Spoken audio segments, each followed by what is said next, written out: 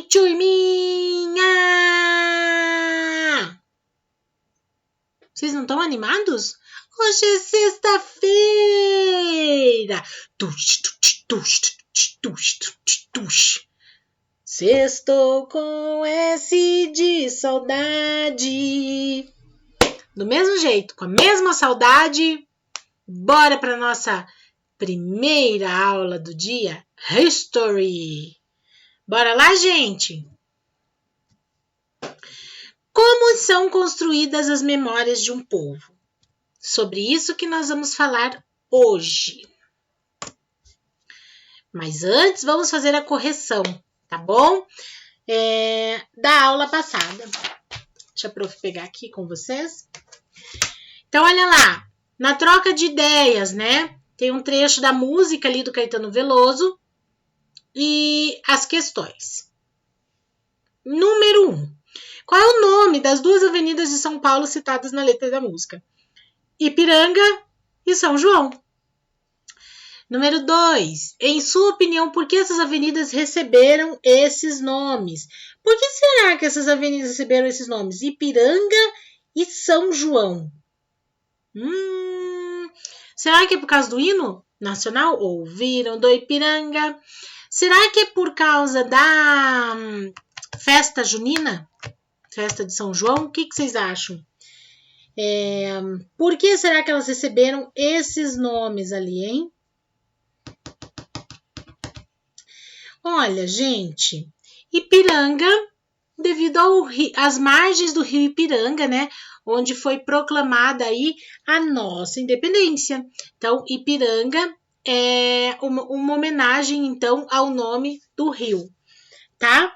E, gente, São João a nomeação aí foi dada em homenagem ao santo católico, ao São João, tá bom? Beleza? Em sua cidade, há ruas identificadas com nomes de pessoas ou datas? Se sim, o que esses nomes e datas significam para você, né? Então, gente, nós temos várias ruas com nomes de pessoas ou datas, né? Importantes aqui na nossa capital.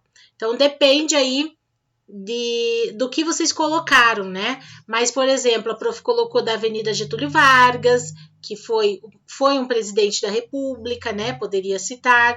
Aí depende o que vocês colocaram na resposta, tá bom?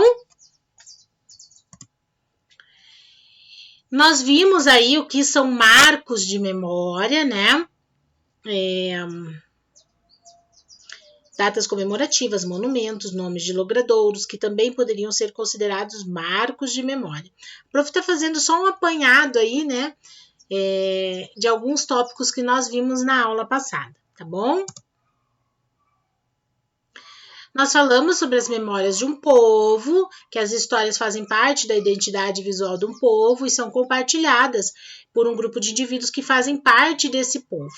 E essas memórias coletivas desenvolvem um sentimento de pertencimento àquele lugar, né? A uma sociedade, uma história em comum.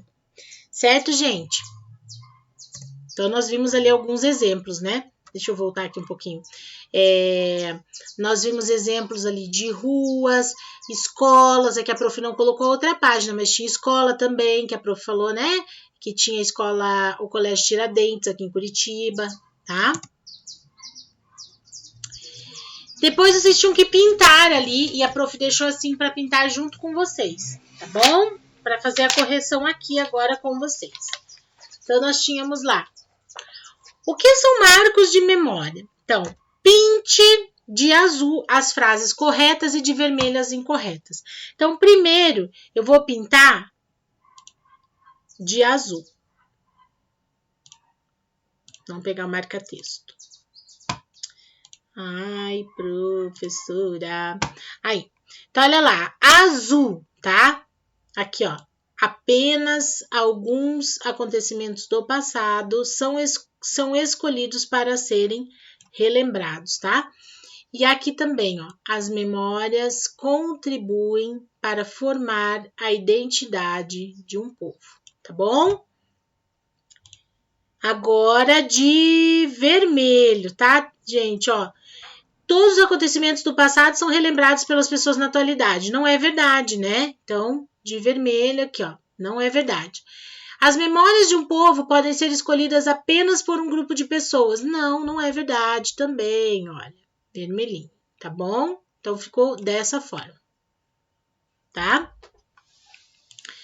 Os marcos de memória podem ser encontrados de diferentes formas em uma sociedade. Escreva 3 exemplos. Então, ali vocês deveriam escrever, gente, poderia ser no livro mesmo, tá bom? Mas vocês poderiam colocar ali nomeação de ruas, monumentos, manifestações cívicas, como a gente viu ali, né, o desfile de 7 de setembro. Isso são exemplos aí de marcos de memória, tá? Depois nós tínhamos o trecho ali da Praça Oscar, né? Praça Oscar da Silva, e logo os exercícios. Então, de acordo com a leitura do texto, responda as questões. Que lugares citados no texto guardam a história da Praça Oscar da Silva e podem ser consideradas marcos de memória? Então, tá aqui, gente, ó, um obelisco, um ponto histórico feito de madeira e uma homenagem ao cão Salomão. Na praça, há um memorial em homenagem ao cão Salomão, que viveu no local por alguns anos, conquistando a afeição dos frequentadores da praça, tá? Ai, a prof se engasgou. Meu Deus. Faltou até a aguinha agora. Ó, a prof tem uma garrafinha aqui, ó, que é álcool 70, né? Tem álcool gel, tem álcool líquido. Imagina se alguém vem aqui e se confunde, né? Parece uma garrafinha de água mineral, né, gente? Não parece? Então, vamos lá. No texto, sublinhe os nomes de locais que homenageiam pessoas na Vila Guilherme. Então, eu vou voltar lá no texto, tá? Eu vou sublinhar aqui, ó. Praça Oscar da Silva. Aqui, ó. Praça Oscar da Silva. O parquinho, ó. Parque Infantil Padre Anchieta, né, da prefeitura. Vamos ver onde mais aqui. Aqui, ó, Rua Cássio de Almeida e Rua Chico Pontes, aqui, ó. Rua Cássio de Almeida e Rua Chico Pontes, tá? Eu faço parte da história. Escreva o nome de marcos de memória que guardam histórias de eventos ou sujeitos históricos na sua cidade. Então, olha ali, gente, Relógio das Flores e Centro Histórico de Curitiba, tá? Na verdade, onde fica também o Relógio das Flores, tá? No Largo da Ordem, ali no Centro Histórico, tá?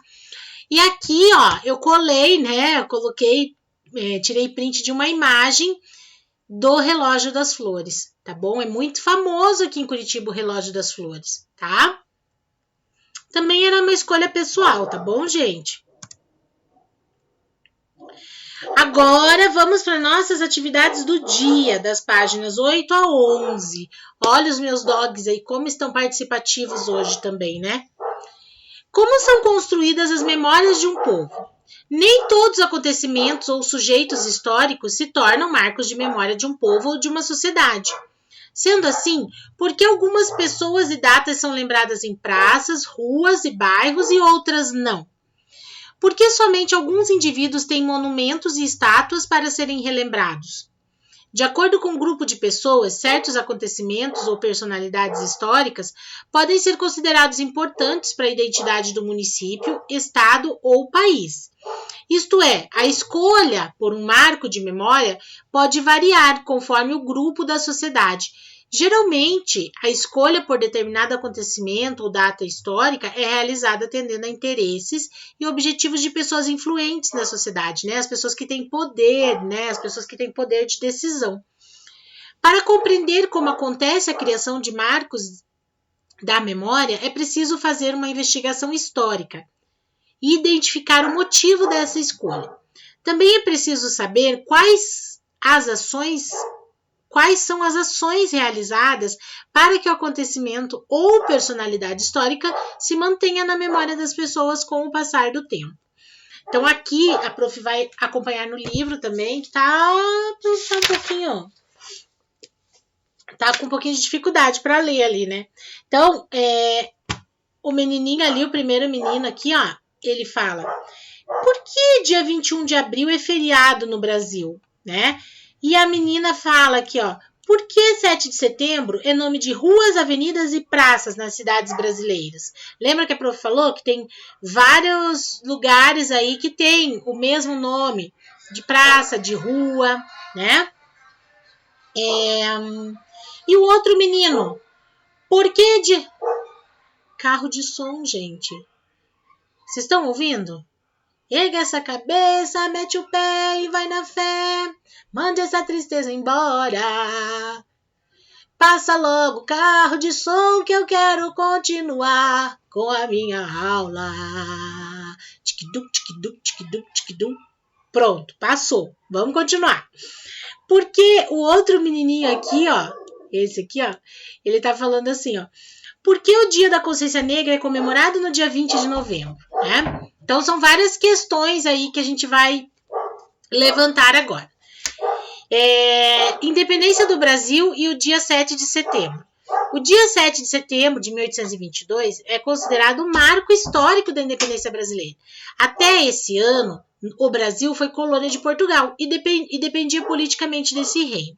A história conta que na data, né, Dom Pedro, o príncipe regente português, declarou o Brasil independente de Portugal, gritando independência ou morte, né, às margens do rio Ipiranga, em São Paulo, em 12 de outubro desse mesmo ano. Dom Pedro I foi reconhecido como imperador brasileiro.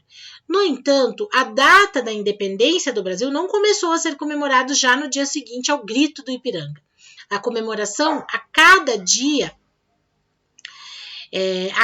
7 de setembro só passou a ocorrer a partir de 1827. Olha só, gente, tinha o objetivo de enaltecer, né, de exaltar a figura do imperador como herói da nação. Desde então, esse dia se tornou um marco na memória da história do país. Essa data representa Dom Pedro I como um herói, sendo responsável pelo nascimento do Brasil como uma nação independente. A memória desse fato histórico foi construída com celebrações, né? Então, houveram muitas celebrações, obras de arte, nome de ruas, de praças e outros locais públicos, né? Nós temos aqui a avenida. Em 1969, foi criada uma lei estabelecendo que todo ano, no dia 7 de setembro, deve ser feriado e comemorado o Dia da Independência, tá? Nós temos aqui, ó, essa obra que vocês já estão cabeludos de saber, né, de conhecer aí, durante todos esses anos de vida escolar, onde vocês trabalharam o 7 de setembro, a independência brasileira. Vocês viram em algum momento aí essa obra, né, chamada O Grito do Ipiranga, tá bom? E também contribuiu aí para a construção da memória desse fato histórico relacionado à independência do Brasil. Explorando documentos. Então, ali nós temos uma imagem, tá? Com base nessa imagem e seus conhecimentos, responda as questões. Que acontecimento está representado nessa obra? Quem são as pessoas retratadas e como as pessoas aparecem vestidas? Ali, gente, não está muito nítido, tá bom? Mas no livro de vocês, pessoalmente, aí, vocês verão muitos detalhes dessa obra. Essa obra é muito, muito rica em detalhes, tá bom? E ela representa um marco de memória relativa à independência do Brasil, tá? Quem são essas pessoas? Como essas pessoas aparecem vestidas? E que marco de memória está sendo comemorado nessa representação? Justifique sua resposta, tá bom? Então, vocês têm informações ali para responder essas questões. Número 2. Que eventos são realizados na sua cidade no dia 7 de setembro? Registre sua resposta com um desenho ou com a colagem de uma imagem. Quais são os eventos que a gente tem aqui na nossa cidade? Tem o desfile, né? O desfile cívico. Então, vocês podem registrar aí com desenho, ou uma imagem impressa, ou tirada de uma revista, tá bom? Número 3. Leia este trecho do hino nacional do Brasil. Ouviram do Ipiranga as margens plácidas, de um povo heróico o brado retumbante. E o sol da liberdade em raios fúlgidos brilhou no céu da pátria nesse instante. Após a leitura dos versos do hino nacional, faça o que se pede. Letra A. Circule as palavras das quais você desconhece o significado. Então, todo ano, a turminha do 5º ano da Prof. Sandra faz uma pesquisa, uma interpretação textual do hino nacional brasileiro. Nós não tivemos a oportunidade de fazer essa pesquisa como a prof gostaria, né? De forma presencial, tem todo um trabalho envolvido de arte, enfim, né? Nós não conseguimos. Então, assim, vocês vão circular essas palavras e vão pesquisar o significado delas e vão registrar aqui no dicionário, vão registrar aqui no livro, tá bom? Vão pesquisar no dicionário e registrar aqui no livro.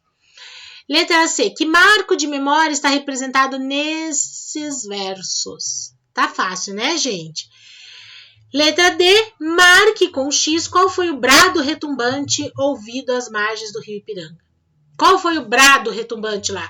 Independência ou morte? Ou foi liberdade aos escravizados? Qual foi? Tá fácil também, né, galerinha?